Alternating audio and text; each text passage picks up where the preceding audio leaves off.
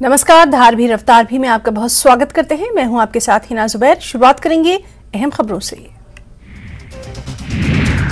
राहुल गांधी की लोकसभा की सदस्यता रद्द होने का नोटिफिकेशन जारी। राहुल गांधी लोकसभा से अयोग्य घोषित। मानहानि केस में सजा के बाद हुई ये सदस्यता रद्द। कांग्रेस अध्यक्ष मल्लिकार्जुन खड़गे का बयान। राहुल गांधी को सच बोलने की मिली सजा। लोकतंत्र के लिए लड़ते रहेंगे। राहुल की आवाज दबाने की कोशिश। राहुल गांधी के मामले पर दिल्ली में कांग्रेस की बड़ी बैठक। स्क्रीनिंग कमेटी के सदस्य और सभी प्रदेश अध्यक्ष शामिल। कांग्रेस की राहुल गांधी की सदस्यता रद्द होने पर प्रेस कॉन्फ्रेंस। अभिषेक मनु सिंघवी ने केंद्र पर लगाए आरोप।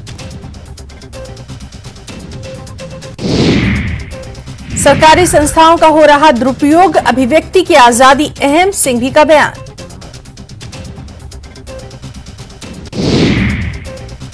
सिंघवी ने कहा, देश में लोकतंत्र की हो रही है हत्या। फैसले पर जल्दबाजी दिखाई गई।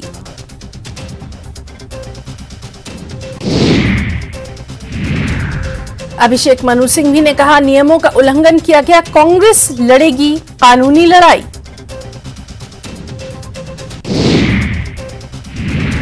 वहीं बीजेपी ने कांग्रेस के पलटवार के बाद की प्रेस कॉन्फ्रेंस।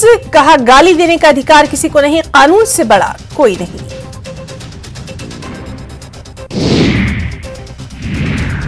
प्रेस कॉन्फ्रेंस में बोले अनुराग ठाकुर। कहा, राहुल गांधी खुद को दुर्भाग्य से मानते थे सांसद, आज उससे भी उनको मिल गई है मुक्ति।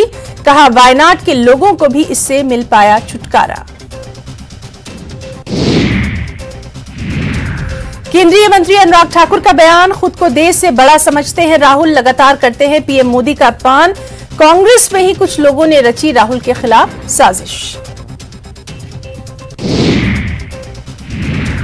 अनुराग ठाकुर ने कहा, राहुल गांधी के खिलाफ एक नहीं बल्कि कई स्थानों पर मानहानि के मामले दर्ज हैं। अनुराग ठाकुर ने कहा, पटना में भी उनके खिलाफ मानहानि के मामले दर्ज हैं।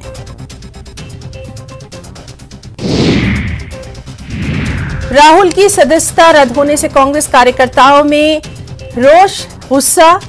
लखनऊ में विरोध प्रदर्शन।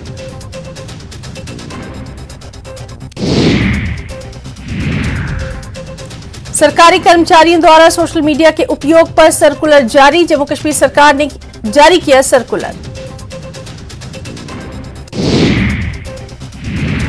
सर्कुलर के अनुसार सरकारी कर्मचारी सरकार की नीतियों पर नहीं कर सकते टिप्पणी।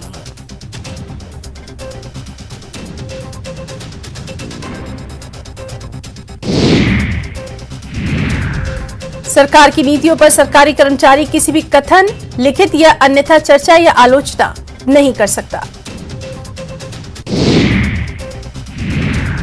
सर्कुलर के अनुसार किसी चर्चा या विरोध में किसी भी तरह से भाग नहीं ले सकता सरकारी कर्मचारी।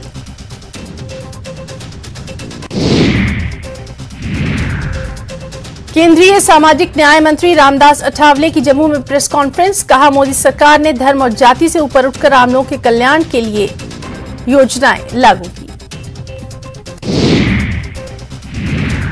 खबर कुपवाड़ा से, जहां के कन्ना सेक्टर में घुसपैठ की कोशिश नाकाम। एक आतंकी ढेर, अभी तक शव नहीं हुआ बरामद। इलाके में सर्च ऑपरेशन जारी।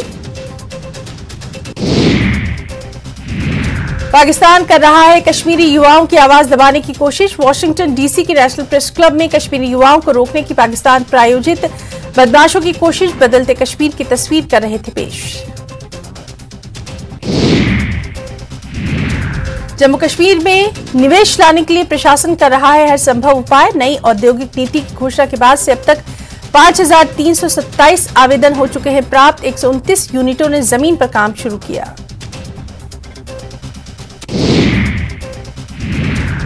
नेशनल कॉन्फ्रेंस के नेता डॉक्टर फारूक अब्दुल्ला का बयान। कहा, भगवान राम केवल हिंदुओं के नहीं, राम सभी के भगवान। उन्हें अल्लाह ने लोगों को सही रास्ता दिखाने के लिए भेजा था।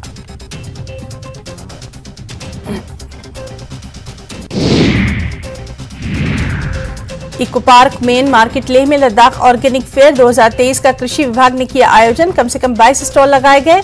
विभिन्न उत्पादों और उपकरणों का प्रदर्शन।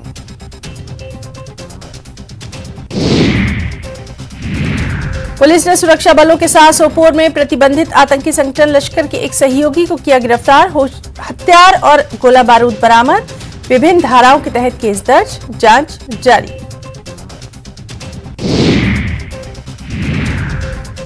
उधमपुर जिले के कम्बलडांगा में सड़क पर पलटी मिनी बस। सड़क हादसे में कोई घायल नहीं, सभी सुरक्षित।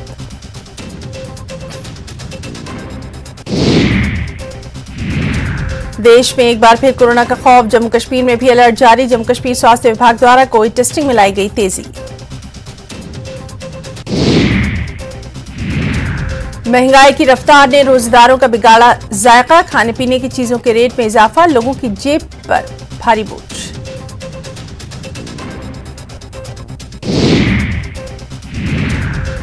हिमाचल विधानसभा में बजट सत्र के 9वें दिन प्रश्नकाल में बागबानों को सब्सिडी न मिलने का मुद्दा उठा। ठियोग से विधायक कुलदीप ठाकुर ने इसे लेकर सवाल पूछे।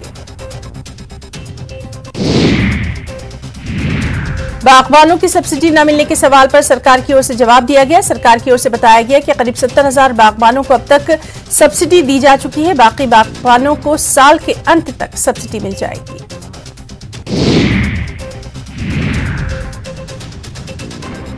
हिमाचल विधानसभा में मनरेगा वर्कर्स की ऑनलाइन हाजिरी का मुद्दा भी गूंजा। विधायक चंद्रशेखर ने इंटरनेट की समस्या और अतिरिक्त खर्च का हवाला देकर इसे बंद करने की मांग की। सदन में मनरेगा में ऑनलाइन हाजिरी को लेकर हुए सवाल का ग्रामीण विकास मंत्री अनिरुद्ध सिंह ने जवाब दिया और कहा, कनेक्टिविटी की समस्या दूर की जाएगी, अतिरिक्त कर्मचारी भी किए जाएंगे तैनात। ग्रामीण विकास मंत्री अनिरुद्ध सिंह ने बताया, मनरेगा में पूरे हिमाचल में महज 56.5% ऑनलाइन हाजिरी लगी है। इसमें चंबा में 91% और मंडी में महज 50.5% हाजिरी ऑनलाइन।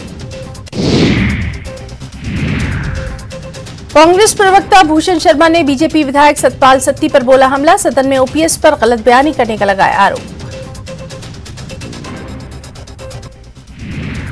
ऊना में सड़क हादसों को रोकने के लिए पुलिस ने बनाया नया एक्शन प्लान। साल भर में जिले हुए 235 सड़क हादसों में हुई 28 लोगों की मौत।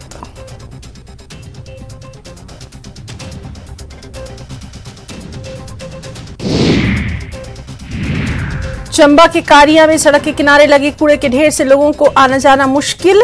रावी नदी का पानी भी प्रदूषित। सोलन में माता शुल्नी मंदिर में भी सुबह से श्रद्धालुओं का तांता लग जाता है। यहां आरती और झंडा चढ़ाने की रस्म के साथ अनुष्ठानों की शुरुआत होती है। सोलन में कोरोना के बढ़ते मामलों को देखते हुए शुल्नी माता मंदिर में एहतियात बरती जा रही है। मंदिर प्रशासन ने लोगों से कोरोना के प्रोटोकॉल के तहत मंदिर आने की अपील की है। हिमाचल विधानसभा में जल शक्ति विभाग में आउटसोर्स कर्मियों के मुद्दे पर विधायक रणधीर शर्मा और डिप्टी सीएम मुकेश अग्निहोत्री में नोकझोंक। चर्चा में डिप्टी सीएम ने साफ कर दिया, सरकार आउटसोर्स कर्मचारियों के लिए लाएगी नीति। हिमाचल विधानसभा में बजट सत्र के 9वें दिन आउटसोर्स कर्मचारियों का मुद्दा उठा। विधायक रणधीर शर्मा ने जल शक्ति विभाग से आउटसोर्स कर्मचारियों को हटाने और हटाए कर्मचारियों का भुगतान न करने को लेकर उठाए सवाल।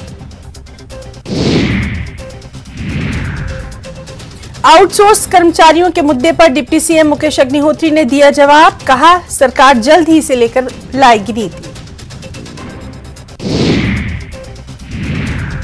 आउटसोर्स कर्मचारियों को निकाले जाने के आरोप पर डिप्टी सीएम ने जवाब दिया। उन्होंने कहा, हर विधानसभा क्षेत्र में 1000 आउटसोर्स कर्मचारी रखे गए। इसके लिए 38 करोड़ का भुगतान हुआ।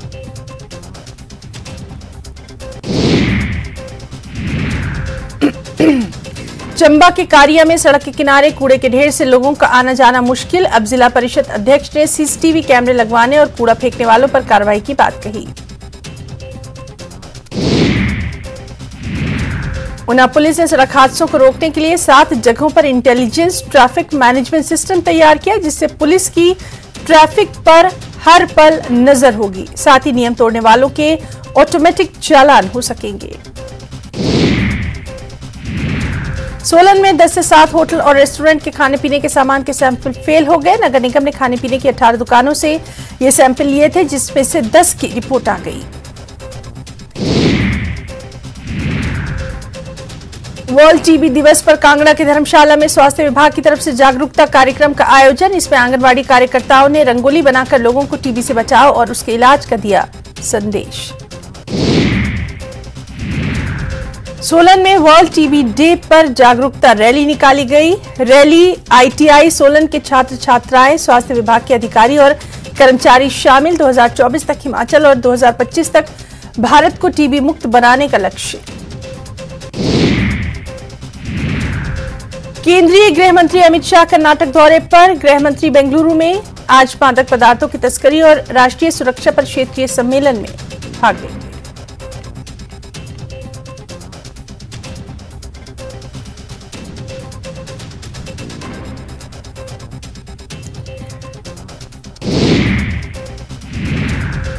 बेंगलुरु दौरे पर केंद्रीय गृह मंत्री अमित शाह ने कर्नाटक के पूर्व मुख्यमंत्री और भाजपा नेता बीएस येदियुरप्पा से उनके आवास पर मुलाकात की।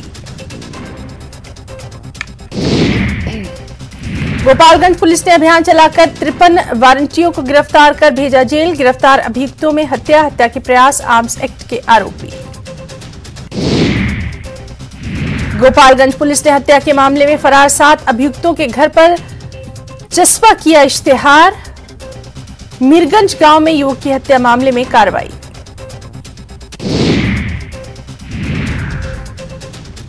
बेगूसराय में गंडक नदी में नहाने के दौरान हादसा। गहरे पानी में डूबने से एक बुजुर्ग की मौत। पुलिस ने शव को कब्जे में लेकर पोस्टमार्टम के लिए भेजा। बाढ़ के हाथीदेह में गंगा में नहाने के दौरान युवक डूबा। गोताखोरों ने गंगा से निकाला। गहरे पानी में नहाने के कारण हुआ हादसा। गया के पवरा गांव में ट्रैक्टर पलटा। हादसे में ड्राइवर की मौत। तेज रफ्तारी के कारण पेश आया हादसा। गुमला के गम्हरिया गांव के पास स्कॉर्पियो और बाइक में जबरदस्त टक्कर। हादसे में बाइक सवार की मौत। हादसे के बाद स्कॉर्पियो सवार फरार। गुमला के फोरी तिगरा गांव में पेड़ पर फांसी लगाकर युवक ने की आत्महत्या। शव को कब्जे में लेकर पुलिस मामले की छानबीन में जुटी।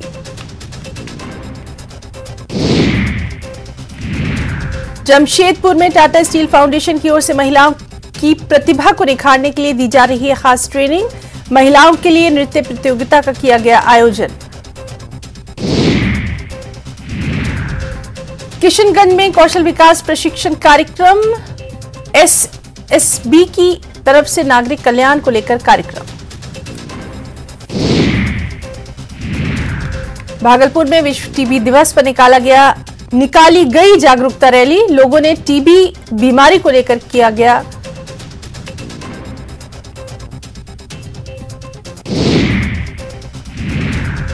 छपरा के मढ़ौरा में गढ़देवी है अनोखा मंदिर। नीम के पेड़ के नीचे स्थापित मां दुर्गा का मंदिर। यहां आने वाले लोगों की मन्नतें होती है पूरी।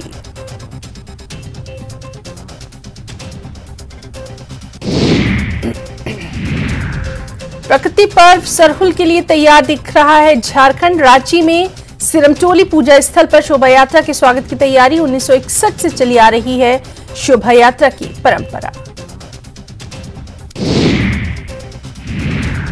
रामगढ़ से दिल्ली के लिए पैदल रवाना हुए स्वच्छता दूत। रास्ते की सफाई के साथ लाउड स्पीकर के जरिए स्वच्छता की जगा रहे हैं अलख। बापू और पीएम के सपने को कर रहे हैं साकार। इंतजार होगा खत्म। 28 मार्च को आ सकता है मैट्रिक का रिजल्ट। कल से शुरू होगा संभावित टॉपर्स का वेरिफिकेशन। परीक्षा में शामिल हुए थे 16 लाख से ज्यादा परीक्षार्थी। कुल्लू के क्षेत्रीय अस्पताल में तंबाकू पर 1 दिवसीय जिला स्तरीय कार्यशाला का आयोजन। कार्यशाला में जिले भर के 40 डॉक्टर्स, फार्मिस्ट और स्टाफ नर्सों ने लिया हिस्सा।